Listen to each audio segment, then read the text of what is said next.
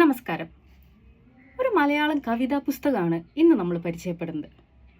കവിതകൾ, പ്രത്യേകിച്ച് മലയാളം കവിതകൾ ഞാൻ വായിക്കാനും ഇഷ്ടപ്പെടാനും തുടങ്ങിയത് എൻ്റെ കസിൻ, അതായത് അമ്മയുടെ ജ്യേഷ്ഠൻ്റെ മകനുണ്ട് ഹരി. ഹരിയിൽ നിന്നാണ് എനിക്ക് അതിനൊരു ഇൻസ്പിറേഷൻ കിട്ടിയത്. ഹരിയുടെ കയ്യിൽ ഒരു നോട്ട് പുസ്തകമുണ്ട്. അതിൽ ചുള്ളിക്കാട് മാഷിൻ്റെയും പിന്നെ കക്കാടിൻ്റെയും അതുപോലെ പലരുടെയും കവിതകൾ അതിൽ ഉണ്ട്. പിന്നെ അതുപോലെ ഞാൻ കവിതകൾ കണ്ടിട്ടുള്ളത് കേരളോർമ്മയുടെ ചുവരുകളിലാണ്. കേരളോർമ്മയുടെ ചുവരുകളിൽ ഓരോ ചുവരിലും ഓരോ കവിതകൾ ഉണ്ടായിരുന്നു. ഇപ്പോൾ എങ്ങനെയാണെന്ന് അറിയില്ല കേട്ടോ. പണ്ട് ചുള്ളിക്കാട് മാഷിൻ്റെ ദുഃഖമാണെങ്കിലും നിന്നെക്കുറിച്ചുള്ള ദുഃഖം എന്തൊരാനന്ദമെനിക്കോമിനെ ഇന്നുമെൻ പാനപാത്രം നിറയ്ക്കട്ടെ നിന്നെ സാന്നിധ്യം പകരുന്ന വേദന.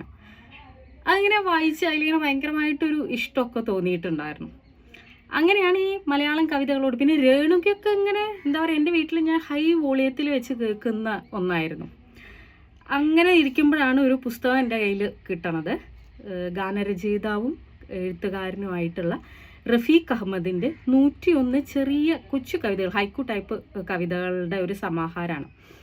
പ്രണയത്തിനാൽ മാത്രം എന്നാണ് പുസ്തകത്തിൻ്റെ പേര്.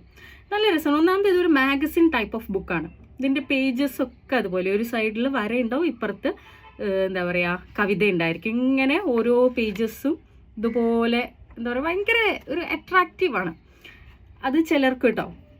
എനിക്കിങ്ങനത്തെ ചെറിയ പുസ്തകങ്ങളിലായി വരുന്നത് എനിക്ക് ഭയങ്കര ഇഷ്ടമുള്ള ഒരാളാണ്. അപ്പോൾ പ്രത്യേകിച്ചും റഫീഖ് അഹമ്മദ് പ്രണയത്തിനെ കുറിച്ച് പറഞ്ഞിട്ടുള്ളതുകൊണ്ട് തന്നെ ഒരല്പം ഇഷ്ടക്കൂടുതലുണ്ട് തന്നെ കാണണം. അതിലൊരു കവിത ഞാൻ വായിക്കേ. 1000 മുഖങ്ങളിൽ ഒന്നല്ല നീ, 1000 മുഖങ്ങളിലെ ഒന്നേ ഒന്നാണ് നീ. ഇങ്ങനെ നമുക്കിങ്ങനെ പറഞ്ഞ പോലെ ആർക്കെങ്കിലുമൊക്കെ അയക്കാനോ അല്ലെങ്കിൽ സ്ലാം ബുക്കിലൊക്കെ എഴുതാൻ പറ്റിയ തരത്തിലുള്ള പുസ്തകം. ഇതുപോലത്തെ റഫീഖ് അഹമ്മദിൻ്റെ ഉണ്ട്, അതുപോലെ ഹരിനാരായണൻ്റെ ഉണ്ട്, വീരാൻകുട്ടി മാഷിൻ്റെ ഉണ്ട്. അങ്ങനെ കുറച്ച് പേരുടെ ഇതുപോലത്തെ ചെറിയ പുസ്തകങ്ങളുണ്ട് കേട്ടോ.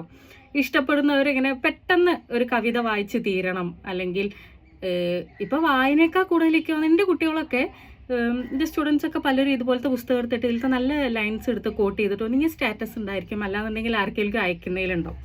അപ്പോൾ അതുപോലുള്ള കാര്യങ്ങൾക്കും അങ്ങനെയും വായന നടക്കുമല്ലോ. അപ്പോൾ നോക്കിയിട്ട് നിങ്ങൾക്ക് ഇഷ്ടമാവുകയാണെന്നുണ്ടെങ്കിൽ ഈ ഒരു പുസ്തകം ഒന്ന് വായിച്ചു നോക്കും. നല്ല രസമാണ്. പ്രണയത്തെക്കുറിച്ച് ആയതുകൊണ്ട് ഇങ്ങനെ അതും വളരെ കുറവ് വരികളിൽ ഒരു ആശയം കംപ്ലീറ്റ് ആയിട്ട് നമുക്ക് പറഞ്ഞു തന്നു പോകുന്നുണ്ട്. മറ്റൊരു പുസ്തകവുമായി കാണാം എന്ന ഉറപ്പിൽ നന്ദി.